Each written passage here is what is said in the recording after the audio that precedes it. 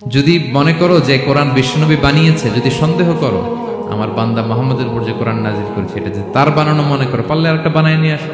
পারে নাই।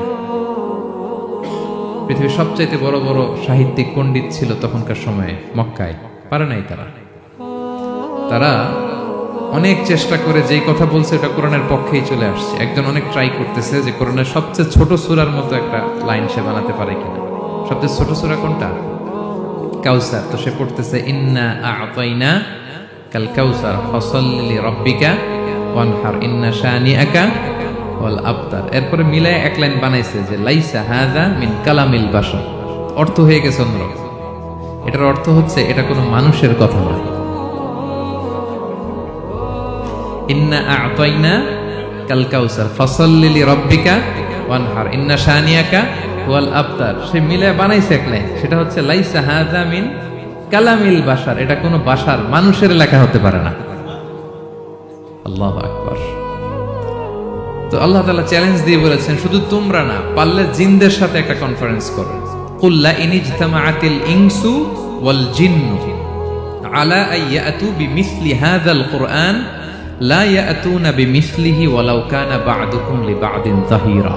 আল্লাহ বলতেছে চ্যালেঞ্জ, ওটা বিশ্ববাসীর জন্য চ্যালেঞ্জ। শুধু তোমরা না, জিনদেরকেও ডাকো একটা কনফারেন্সে। কারণ দুইটা, ম্যানকাইন্ড আর জিনকাইন্ড। শুধু মানুষকে না, আমি জিনকেও চ্যালেঞ্জ দিলাম, সবাই মিলে যদি পারো কোরআনের মতো একটা বই নিয়ে আসো।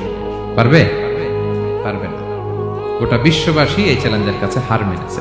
এবং আল্লাহ বলেছেন এটা আমি নাজিল করেছি, এটা হেফাজতের দায়িত্ব আমি নিয়েছি। ইন্না নাহনু নাযালনা যিকরা ওয়া ইন্না লাহু লাহাফিজুন। এই কোরআনকে নাজিল করেছে কে? আবার এটা হেফাজতের দায়িত্ব নিয়েছে কে? আল্লাহ তাআলা নিয়েছে। কোরআনের সবগুলো প্রিন্টেড কপি যদি আমরা আগুন দিয়ে জ্বালায় দেই তাহলে তো আর কোরআন থাকবে না পৃথিবীতে, না? হ্যাঁ, আমরা আমাদের তাকরিম সালেহ আহমদ তাকরিমের মতো 10 জন ওয়ার্ল্ড ক্লাসের হাফেজদের বসাইলেই উইদিন 3 days আমি আরেকটা কপি বানাই ফেলতে পারি। কি বলেন, পারা যাবে না? গোটা বিশ্বে আমাদের যে হুফাজ, এদের মধ্যে ওয়ার্ল্ড ক্লাস যে হাফেজ, এরকম 10 জন লাগবে শুধু আমার। গিভ মি জাস্ট 3 days, আমরা আরেকটা কোরআন বের করে ফেলতে পারবো। কারণ আমরা শুধু কোরআন লিখে রাখি না, এই সিনার ভিতরে খোদাই করে রাখি, ঠিক কি না? এবং হাফেজে কোরআনের সংখ্যা পৃথিবীতে বাড়ছে। পৃথিবীতে কোন দেশে সবচেয়ে বেশি হাফেজ জানেন আপনারা? না, বাংলাদেশে না। ইজিপ্ট র্যাঙ্কিং এ আছে, কিন্তু সবচেয়ে বেশি হাফেজ হচ্ছে লিবিয়াতে। লিবিয়াতে প্রত্যেক 3 জনে একজন হাফেজ। মোট জনসংখ্যা 70 লাখ।